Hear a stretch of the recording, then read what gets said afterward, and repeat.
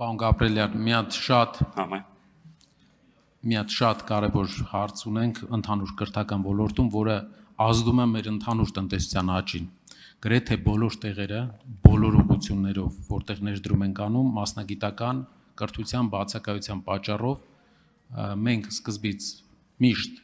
ներգրավել ենք մարդկանց, ով մասնագիտական կրթություն չունի, տարիներով ներդրում է արվել իրենց մասնագիտական կրթության եւ վերապատրաստման վրա, որից հետո նոր կարողացել են աշխատել։ Մեր կրթական համակարգը մի հատ մեծ խնդիր ունի։ Ինքը կապ չունի տնտեսության հետ։ Պատվերը տնտեսությունը չի իջեցնում։ Գերմանիայի օրինակով Գերմանիայում պատվերը իջեցնում է տնտեսությունը։ Մենք սովորել ենք միջազգային հարաբերությունների ֆակուլտետում, նաեւ իմ ֆակուլտետից միջազգային հարաբերությունների մասնագիտական զբաղվող 2-3 հոգի կարող է չլինի։ 200 հոգուց։ Շատ մեծ խնդիր կա, մասնագիտական առումով մեր տնտեսության աճը չի կարա լինի էֆեկտիվ, եթե մենք չենք պահանջարկը կադրերի կապում կրթական համակարգի հետ։ Ես լսել եմ, որ ձեր կուսակցության շատ ներկայացուցիչներ ասել են, որ մեզ պետք է ակադեմիական կրթություն, զարգացնել ակադեմիական կրթությունը, բայց այդ պարագայում բոլորը ակադեմիական կրթությունով, եթե խորանում են, զբաղվում են, դրա իմպլեմենտացիան մենք չենք հասկանում ոնց է մեր վրա ազդելու տնտեսության վրա։ Պետք է տնտեսությունը պատվեր տա կրթության ոլորտին։ Սա շատ կարևոր հարց է ու մեծ ազդեցություն կթողի տնտեսական զարգացման վրա։ Շնորհակալ եմ, պարոն Կարապետյան, վերեցիք հենց հատկապես Գերմանիայի օրինակը, այս նախորդող 5 տարիների ընթացքում GIZ-ի աջակցությամբ մեր հանձնաժողով մենք մի քանի անգամ այցելել ենք Գերմանիա, այնտեղի լավագույն փորձը վերցրել ենք եւ նախորդ տարի ընդունել ենք հենց այդ ես իմ խոսքում ասացի, չգիտեմ, գուցե չնկատեցի կամ լավ չասեցի, դուալ կրթության այդ համակարգն է դրա, այսինքն մենք այո այդպես կարծում ենք, որ օրինակ քոլեջներում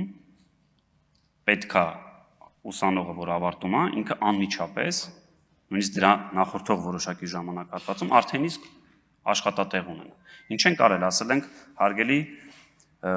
բիզնեսի ներկայացուցիչներին, ասում ենք եկեք ներգրավեք քոլեջների կառավարման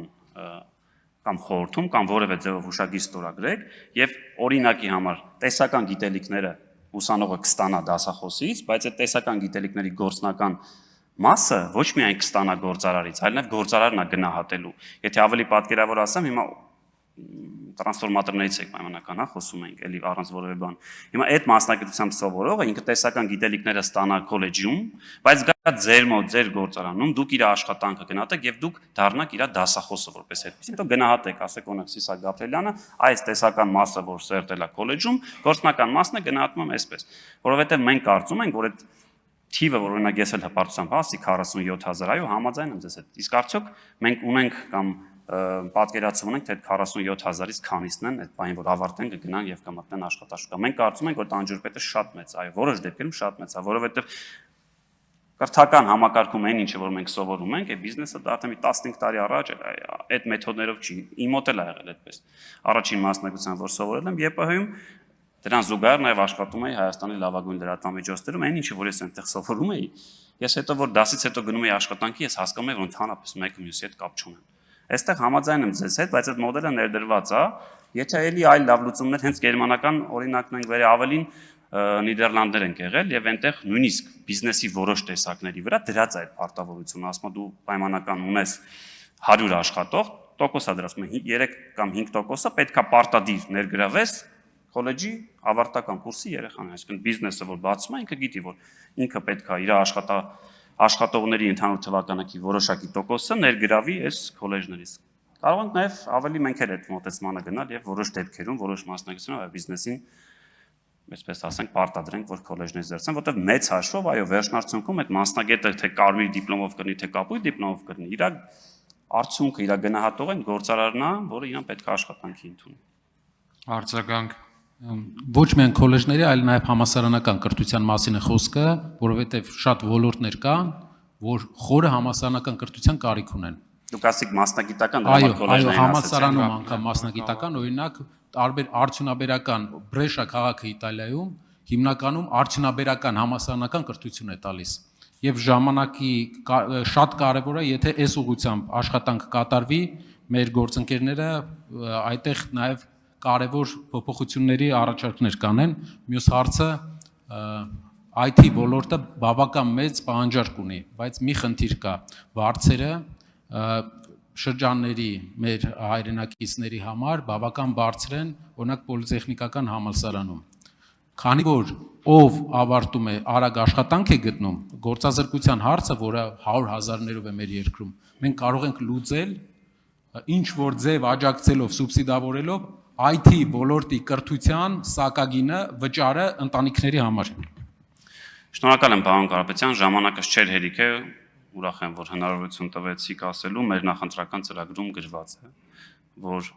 սոցիալական խնդիրների կամ ավելի պարզ ասած գումարի պատճառով որևէ ուսանող, որը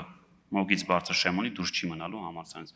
Եթե ավելի այսպես ժողովրդական լեզվով ասենք, քանի որ նաև հետևել եմ ձեր նախընտրական շրջանում, հատկապես այս բլոկի խոստումներին, անվճար է լինելու մեծ հաշվով, ես այդ բառը չեմ սիրում անվճար, որովհետև կարծում